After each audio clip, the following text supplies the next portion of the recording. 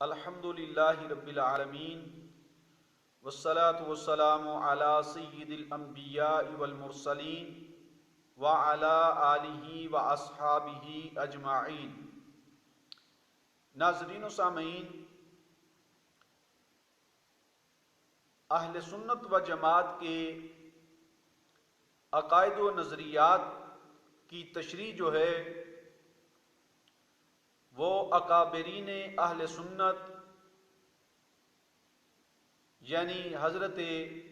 قبلہ عالم سیدنا پیر میر علی شاہ رحمۃ اللہ تعالی علیہ،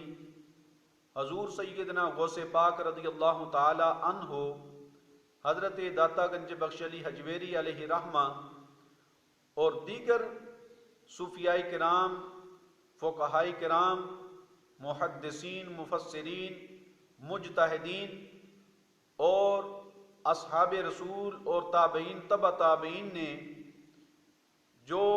بیان کی ہے اس کے علاوہ کسی نئی تشریح کی ہمیں ضرورت آج اس دور میں نہیں ہے، اور جو بھی اپنے طور پر عقائد اہل سنت کی تشریح کی نئے سرے سے تشریح کی کوشش کرے گا تو وہ گمراہی کی دلدل میں جا گرے گا، کیونکہ اکابرین اہل سنت نے کوئی چیز ایسی نہیں چھوڑی جو عقیدے کے اعتبار سے جو اکابرین نے بیان نہ کی ہو۔ آج ایک بندے کا ویڈیو بیان سنا جس میں وہ اہل سنت کا لیبل لگا کر اپنی ذات کے اوپر نئے سرے سے تشریح کر رہا تھا اور کہہ رہا تھا دما دم مست کلندر علی دا پہلا نمبر، تو اس کے بعد یہ کہہ رہا تھا کہ خلافت میں تو حضرت صدیق اکبر کا پہلا نمبر ہے، اور حوض کوثر پر جس وقت میدان معاشر میں مولا علی سرکار نے فرمایا سب سے پہلے مجھے حوض کوثر پر ملیں گے، تو اس وجہ سے کہتا ہے کہ اس اعتبار سے مولا علی کا پہلا نمبر ہے۔ تو میں اس سے کہنا چاہتا ہوں کہ اس کے ساتھ پھر تو ایک اور نعرہ بھی لگا کہ حضرت بلال کا پہلا نمبر، کیونکہ حضرت بلال رضی اللہ تعالی عنہ وہ تو سب سے پہلے جنت میں داخل ہوں گے، کیونکہ جس سواری پہ سوار ہو کر نبی پاک صلی اللہ علیہ وسلم جنت میں تشریف لے جائیں گے، اس کی مہار جو ہے وہ حضرت بلال کے ہاتھ میں ہوگی۔ تو اس اعتبار سے تو یہ بھی نعرہ پھر لگانا چاہیے تمہیں کہ حضرت بلال کا پہلا نمبر، کیونکہ بلال تو پہلے جنت میں داخل ہوں گے۔ لیکن یہ اصل معاملہ کچھ اور ہے، ان کے اندر جو رفض ہے، جو بدعقیدگی ہے، وہ اصل میں یہ ظاہر ہونا شروع ہو گئی ہے، اور ساتھ ہی یہ نام لیتا ہے کہ میں حضرت غوث پاک کا بھی نام لیتے ہیں لوگوں کو ورگلانے کے لیے۔ تو آئیے دیکھتے ہیں کہ غوث پاک رضی اللہ تعالی عنہ نے اہل سنت و جماعت کے عقیدے کی تشریح کیا بیان فرمائی ہے۔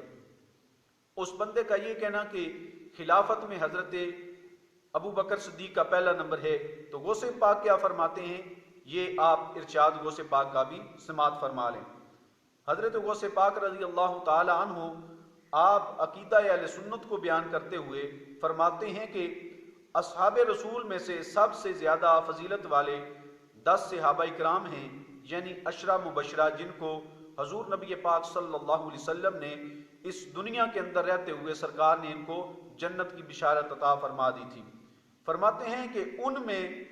پہلے 4 یعنی حضرت ابو بکر صدیق، حضرت عمر فاروق، حضرت عثمان غنی اور حضرت مولا علی شیر خدا رضی اللہ تعالی عنہ سب سے افضل تھے، اور ان چاروں میں حضرت ابو بکر صدیق کو، پھر حضرت عمر فاروق کو، پھر حضرت عثمان غنی کو، اور پھر حضرت مولا علی شیر خدا رضی اللہ تعالی عنہ کو فضیلت حاصل ہے۔ تو صرف خلافت کے اعتبار سے نہیں حضرت ابو بکر صدیق پہلے نمبر پر نہیں، بلکہ فضیلت کے اعتبار سے بھی وہ حضرت صدیق اکبر رضی اللہ تعالی عنہ کو مولا علی، حضرت عثمان غنی اور حضرت فاروق اعظم پر فضیلت حاصل ہے۔ تو یہ حضرت غوث پاک رضی اللہ تعالی عنہ کا عقیدہ ہے، اور یہ آپ نے اہل سنت و جماعت کے عقیدے کی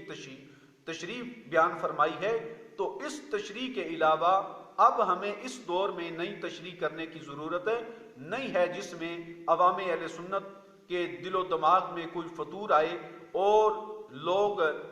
تعلیمات اکابرین سے جو وہ روح گردانی کرنا شروع ہو جائیں۔ تو آج اس دور میں کسی نئی تشریح کی ہمیں ضرورت نہیں ہے، ہمارے لیے وہ تشریحات ہی قابل قبول ہیں جو